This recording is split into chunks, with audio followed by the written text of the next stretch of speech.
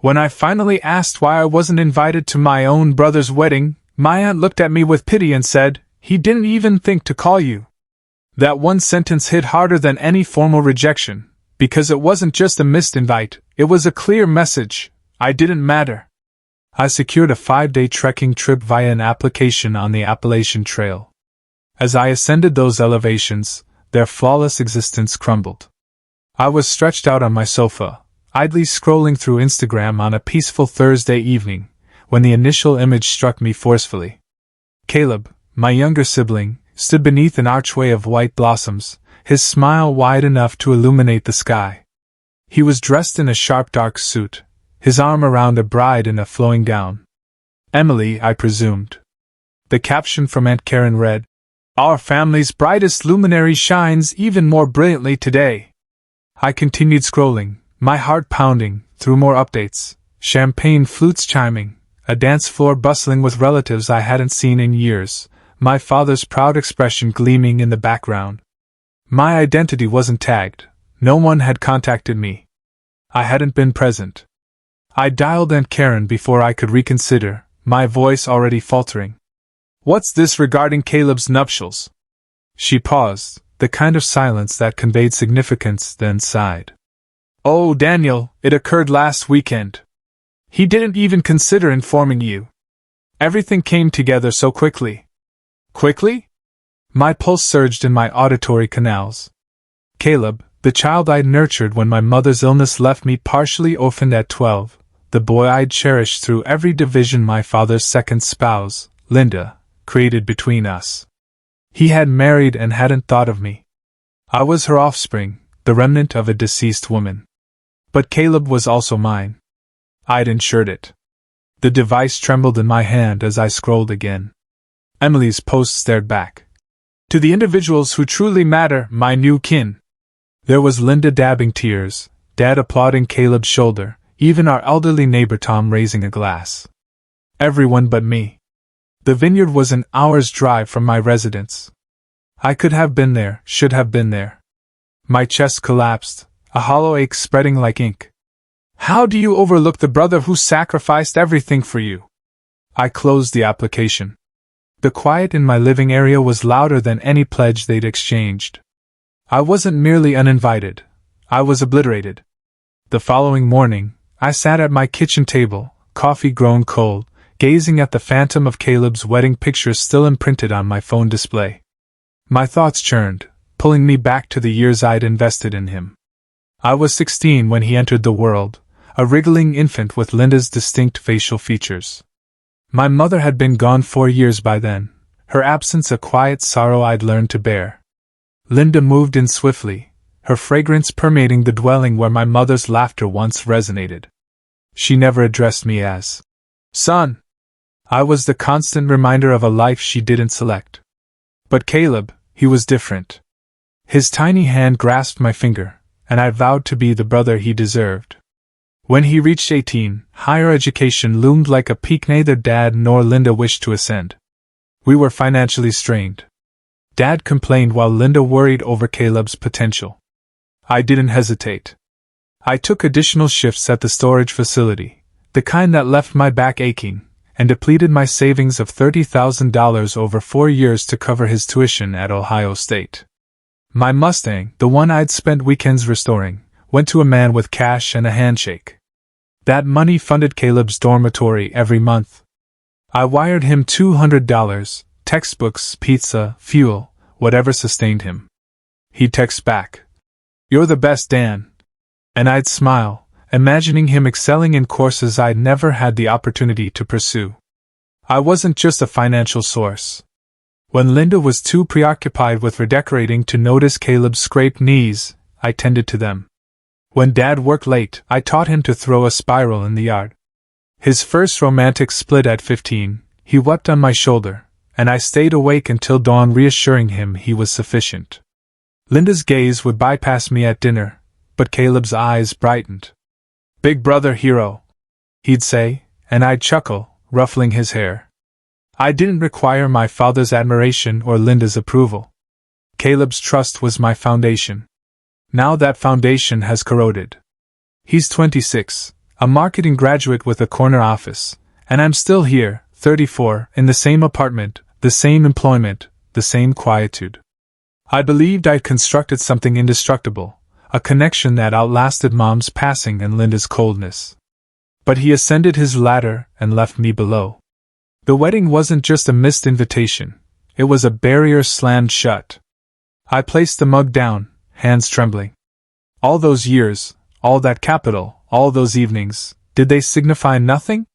I loved him as if he were my own, but to him, I'm not even family anymore. I couldn't dislodge the emptiness in my stomach, so I contacted Aunt Karen again that afternoon, needing more than her vague. It was fast. Excuse. She answered, her voice softer this time, as if she knew what was coming. Tell me about it, I said, clutching the phone. She hesitated, then let it out.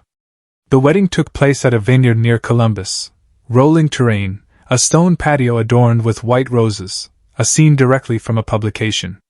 A Michelin-starred chef handled the catering, foie gras, truffle risotto, while a live ensemble played jazz beneath strung illuminations. Dad delivered a speech about Caleb being the son we always envisioned, and Linda wept into a silk handkerchief.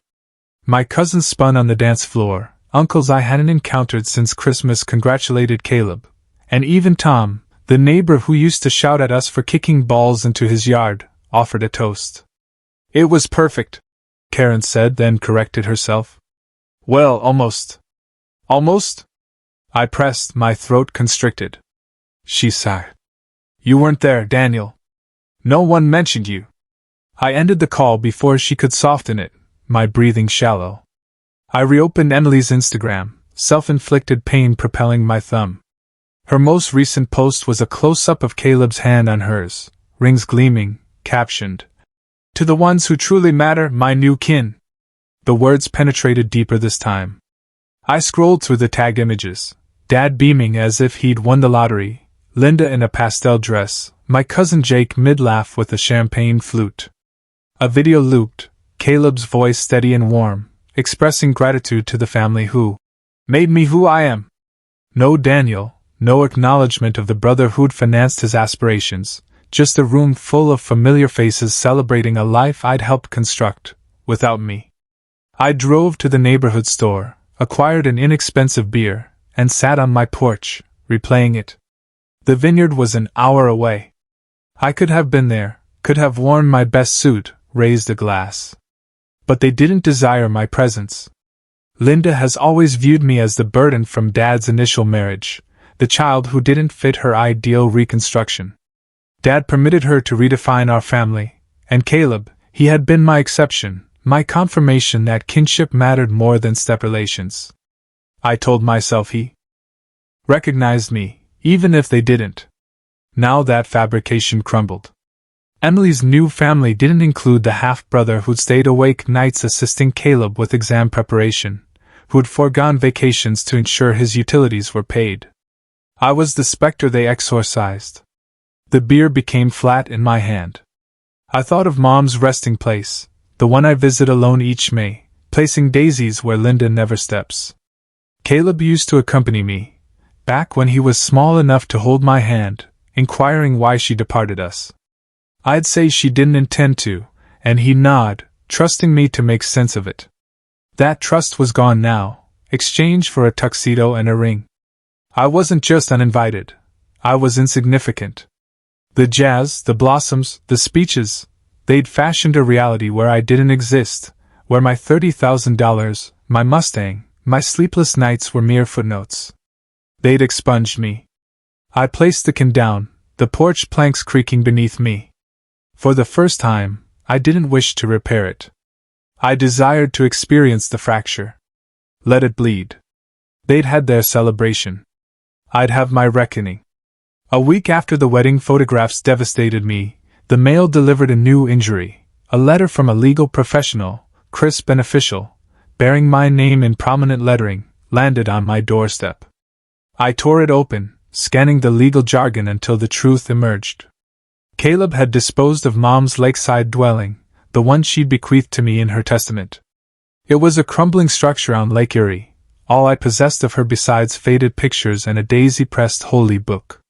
The transaction was finalized, $115,000 wired to an account I didn't recognize. A note at the bottom. Power of attorney granted by Daniel Harper. My signature scrawled across it. But I'd never authorized a single thing. He'd counterfeited it, transformed my last remnant of Mom into funds for his champagne-drenched wedding. My hands trembled as I contacted the attorney, who confirmed it, closed 2 days before the vineyard vows. Caleb had orchestrated this, exploited me, and left me with nothing. I barely slept, the treachery gnawing at me. Then Sunday morning, Aunt Karen messaged, her words frantic. "You need to hear this." She'd attached a recording from a family brunch I wasn't invited to, held at Linda's preferred eatery. I pressed play, and Caleb's voice crackled through, smooth, assured, a stranger's tone. "Daniel abandoned me after college," he stated, loud enough for the table to hear. "He didn't even appear when I required him, too preoccupied with playing the victim." My breathing ceased. Abandoned him? I'd covered his rent when he lost his initial employment, a terrible telemarketing position he resigned from after a month. I'd driven 3 hours to Columbus when he called at 2 in the morning, weeping about failing a presentation, and guided him through it until dawn. The table murmured. "Linda's poor Caleb." Dad's gruff. "He's always been aloof." Lies, and they absorbed them completely. I replayed it, each word a spike. He'd reversed the narrative, painted me as the irresponsible one, the half-brother who didn't care, while he pocketed my money and Mom's memory. I stormed to my desk, pulled open the drawer where I kept old financial statements. There it was, $4,200 in rent transfers, $800 for his car insurance when he wrecked his Honda, countless Venmo payments labeled Caleb Emergency. He'd pleaded with me for every penny, promising to reimburse it when he succeeded. Now he'd succeeded, a corner office, a bride, a life where I was the antagonist. The lakeside home sale was the ultimate theft, but this falsehood, it was personal. He'd weaponized our history, transformed my affection into a punchline for Linda's brunch audience. Rage surged, hotter than anything I'd experienced gazing at those wedding pictures. I wished to drive to his sleek new condominium, kick the door open, thrust the forged document in his face. But I stopped, fists clenched, staring at Mom's holy book on the shelf. She told me once, "Take care of him, Danny. He's your kin." I'd given him everything, my savings, my time, my devotion, while Linda marginalized me and Dad looked the other way. And he'd repaid me by stealing her inheritance and defaming my reputation. The room spun, the boundaries closing in. I wasn't just removed from his wedding, I was removed from his narrative, a phantom he interred to shine brighter. I sank to the floor, the recording looping in my mind. This wasn't oversight, this was treachery with teeth, calculated, cruel, and public. He'd taken my funds, my trust, and now my dignity, all while Linda applauded and Dad assented. I wasn't their family anymore. Perhaps I never was. The air in my apartment felt like a confinement after Caleb's falsehoods, and the lakeside property theft resonated. I couldn't remain, couldn't keep staring at Mom's holy book or the financial statements that mocked me. I needed to escape.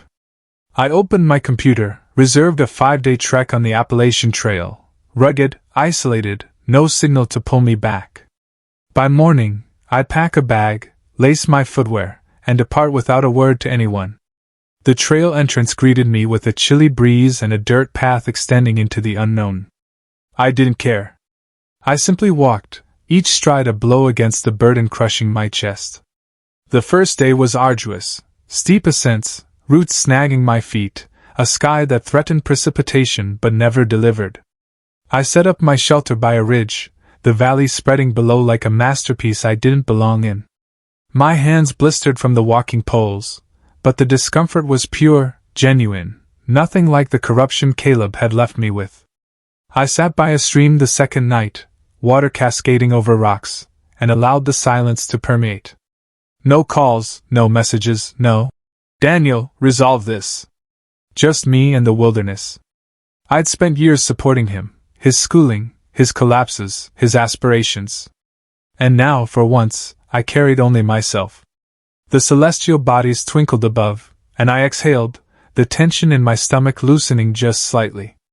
Back home, however, Caleb wasn't finished twisting the blade. On day 3, my phone briefly activated at a rare signal point. A deluge of notifications. Aunt Karen had messaged. "He's at it again." She attached a screenshot from Caleb's LinkedIn, posted amidst wedding excitement. "Grateful for my self-made journey. Hard work, no handouts." No handouts? The $47,000 I'd sacrificed for him flashed in my mind, and my stomach churned.